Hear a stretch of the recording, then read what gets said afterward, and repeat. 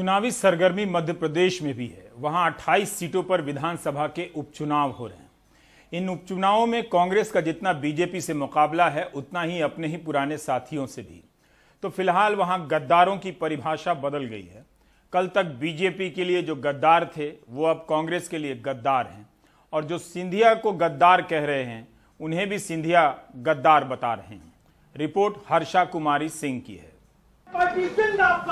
मध्य प्रदेश के पूर्व मुख्यमंत्री कमलनाथ अपने जीवन की सबसे अहम लड़ाई लड़ रहे हैं। उनके निशाने पे सिर्फ शिवराज सिंह चौहान ही नहीं, ज्योतिरादित्य सिंधिया भी हैं, जो अपने साथ 2 दर्जन से ज्यादा विधायक ले गए और उनकी सरकार साल भर भी नहीं चल पाई। उनको मजाक में 30 मार खां कहा गया है, यानी अपने ही दल के 30 विधायक खो देने वाले मुख्यमंत्री। This is all people of the state. We must remember that we have a new generation of voters. The voters today are very different to what they were 5 years ago. You have a more enlightened voter. You have social media. So they are seeing all this. They are silent. They are not political. But they also want to protect the future of democracy. लेकिन कमलनाथ को उम्मीद है कि इस दल बदल से पैदा होने वाली हमदर्दी उनके हक में जाएगी। इसलिए इस दल बदल को गद्दारी बताते हुए वो इसे मुद्दा बनाने की कोशिश में है।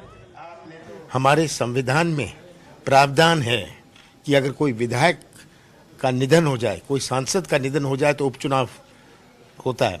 पर हमारे संविधान में ऐसा कोई प्रावधान बाबा साहब अम्बेडकर ने कभी सोचा नहीं था कि इस प्रकार की अनैतिक राजनीति अपने देश में होगी। ऐसा कोई प्रावधान नहीं है जहां सौदेबाजी से ये चुनाव होने की आवश्यकता हो। लेकिन गद्दारी के इस मुहावरे को मुख्यमंत्री शिवराज सिंह चौहान और ज्योतिरादित्य सिंधिया एक नया अर्थ देते हैं। उनका आरोप है कि कमलनाथ की सरकार ने अपने भ्रष्टाचार की वजह से जनता से गद्दारी की है। अरे हम कमलनाथ थोड़ी हैं कि ढेला ना दें कभी विकास के लिए। पिछले मुख्यमंत्री कहते थे कि पैसा नहीं है, पर कई बार वो ये भी कह देते थे कि मामा खजाना खाली कर गया है। हमें औरंगजेब का खजाना थोड़ी जो कोई खाली कर जाए। सरकार बनने के बाद 15 महीने में इन्होंने एक भ्रष्टाचार का सरकार बनाया, एक ऐसा सरकार बनाया जहां केवल नोटों के आधार पर काम होता था। वल्लभ भवन को भ्रष्टाचार का अड्डा बना के छोड़ दिया। उधर गद्दारी के इस आरोप प्रत्यारोप का एक और एंगल है। कांग्रेस अब सिंधियाओं के पुराने इतिहास की ओर इशारा कर रहे हैं। उसका दावा है कि ग्वालियर क्षेत्र में सिंधिया एक भी सीट नहीं निकाल पाएंगे। 10 तारीख को जब नतीजे निकलेंगे तो ग्वालियर चंबल में 16 सीटें हैं, 28 में से 16। यदि एक सीट वो सिंधिया जीत जाए तो मैं राजनीति कभी नहीं करूंगा। मंगलवार को सचिन पायलट भी कांग्रेस उम्मीदवारों के प्रचार के लिए मध्य प्रदेश पहुंचे, लेकिन सचिन ने कहा वो कांग्रेस उम्मीदवारों की जीत के लिए कोई कसर नहीं छोड़ेंगे।